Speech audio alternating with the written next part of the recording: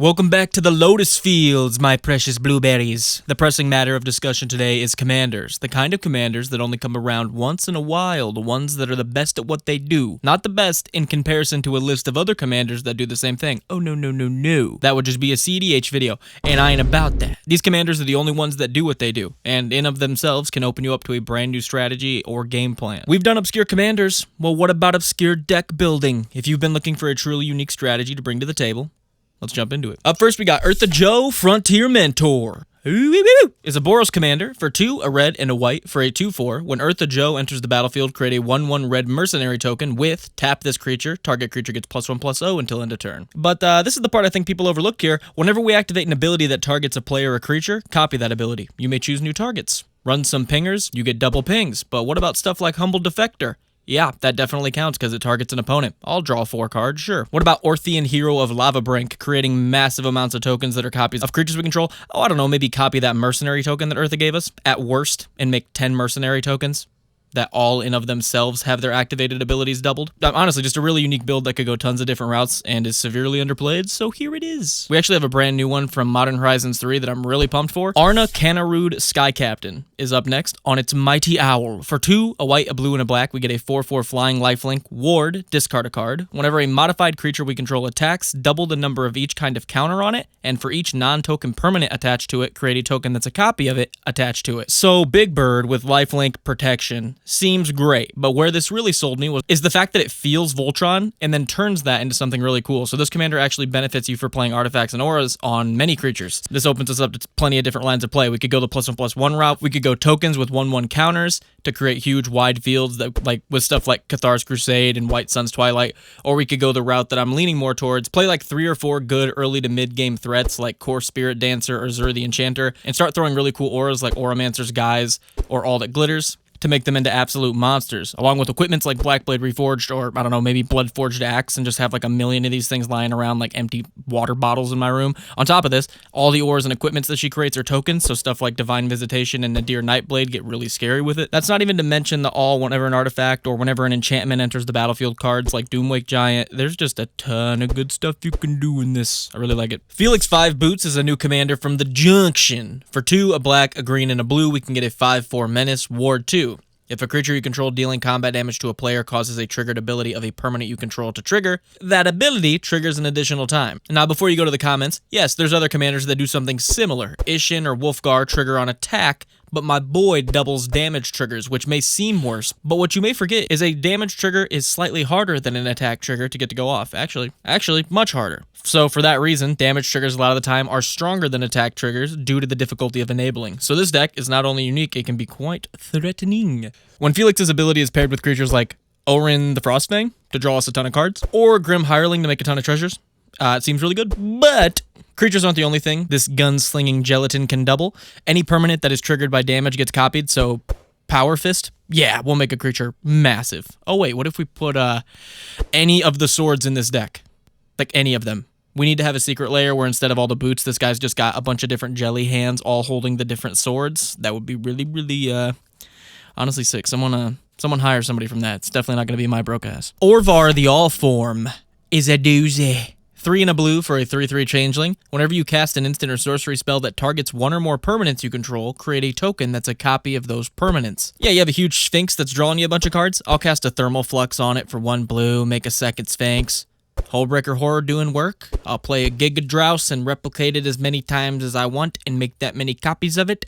Yeah. Also, you're just in mono blue. You have all the protection in the form of counter spells, blink, bounce, anything you can protect stuff. I actually built this deck back in the day, and it's probably only gotten better out over time. It was extremely fun. I highly suggest it. Grenzo Dungeon Warden is a classic from back in Conspiracy, and it truly is a unique commander. Even over the test of time, it has stood tall. For X, a black and a red, we get a 2/2 that enters with X/1/1 counters on it. We can pay 2 colorless mana to put the bottom card of our library into our graveyard. If it's a creature card and its power is less than or equal to Grenzo's, we put it onto the battlefield. Clearly unique and seems extremely fun to build and play, trying to manipulate what's on the bottom of your library with cards like Tomb Trawler or Scry cards like Automatic Librarian or Bantu the Glorified, to then try to cheat into play big creatures with Grenzo. Or you could just go the route of like Reanimation, where you're using Grenzo just to spam creatures in your graveyard and then just cheating them into play with like Reanimates or Dance of the Dead. Very fun commander. Not only for the unique game plan it lends itself to, but also for the puzzle aspect of trying to figure out what makes this deck tick and how to build it in the first place. Hirobi Death's Whale is a mono-black commander for 2 and 2 black. They're a 4/4 with flying, and whenever a creature becomes the target of a spell or ability, destroy that creature. Yeah, the name of the game is looking for the cheesiest ways to start killing anything on the board. Tetsumak? Pay a black, reveal him from your hand, target creature gets oh boy, yeah, 1 black to kill a creature. That's pretty good. Oh, what about Retribution of the Ancients? Yeah, I'll pay black to remove 0 counters from a creature, target your creature to give it -0/-0.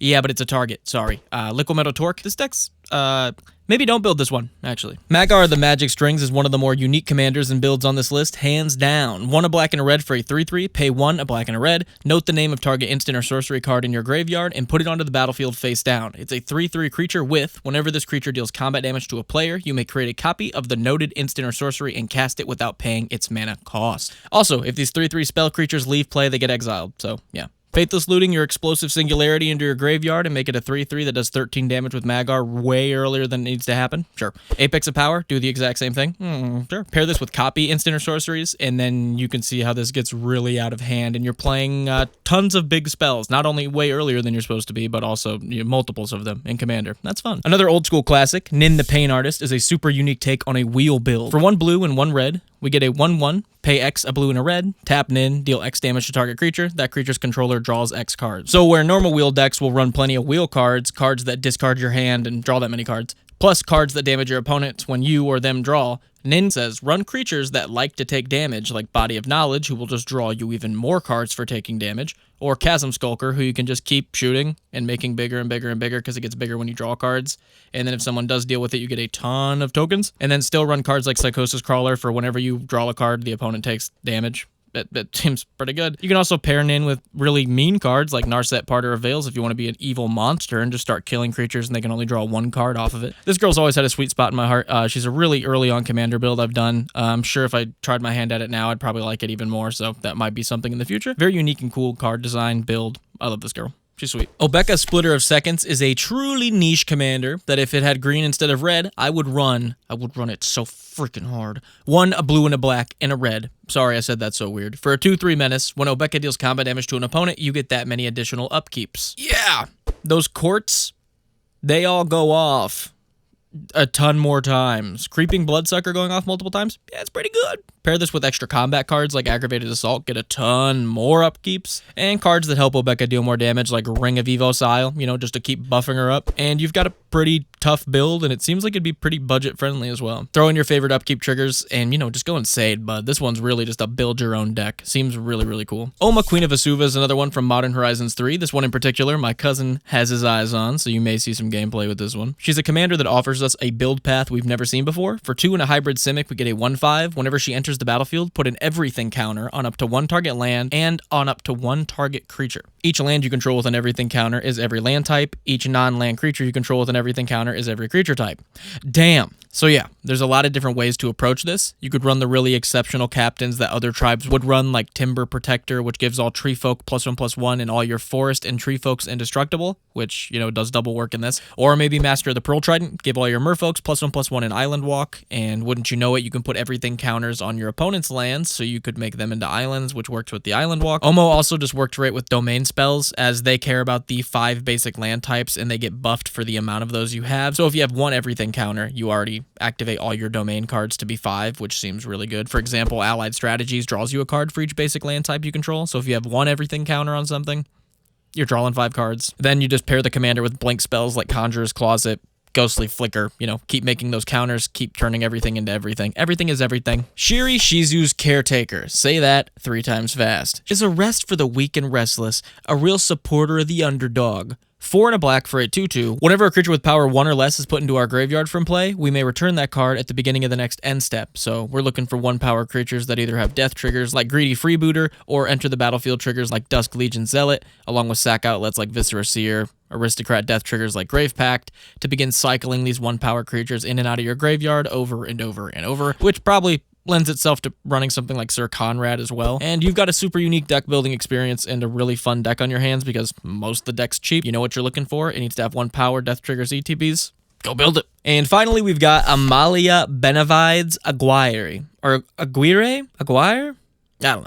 This Orzhov commander combines two of the most weak strategies in existence into an extremely unique build and in a super flashy way. For a white and a black, you get a 2/2, them's bear stats, with ward, pay 3 life. We love a good ward. Whenever we gain life, Amelia explores, which is revealing a card off top of your deck. If it's a land card, put it into your hand. If it's a non-land, you can decide whether or not to put it in your grave, and then put a 1/1 counter on Amelia. Then, yeah, there's a then. If her power is exactly 20, destroy all other creatures. Damn, man. That's a little extreme. Life Gain and Voltron, two of the worst themes, made awesome. You think Life Gain's weak? I guess not. We get a bigger threat for life gaining that also has ward, and most importantly has access to black for stuff like Veto or Sanguine Bond to really start draining and, ending the game. An aspect of this I like a lot is she benefits you for small incremental life gain over large gains. So stuff like Beacon of Immortality will always just net you 1 explore trigger, but stuff like, I don't know, the Soul Sisters will grant you a trigger every time you play a creature for gaining a life. That seems really good. And then you just smack face with your commander, keep repeating the life gain cycle. Eventually everything explodes. Oh yeah, it has Explore. So there's also like a potential for a reanimation sub-theme in this deck. From all the exploring we're doing, we can be putting big creatures in the graveyard, reanimating them, still getting 1/1 counters on our commander, wiping the board, smacking face with all the stuff we reanimated. We can easily fill our graves with some big threats like Lisa. You know, that big angel bitch. She seems great to throw in there and get out early. Cheated out with the anime dads. I don't know. She seems like there's a lot of different ways to go, but she seems like a truly unique build. Much like all of these do. Let me know if you built any of these or any commanders that you guys think have a truly unique build. Huge shout out to our patrons that you can now see on the screen. If you want to become one of these patrons, it starts as low as $1 and it helps out the channel a ton. Helps me get out more high quality content to you guys. So if you would consider that, that'd be amazing.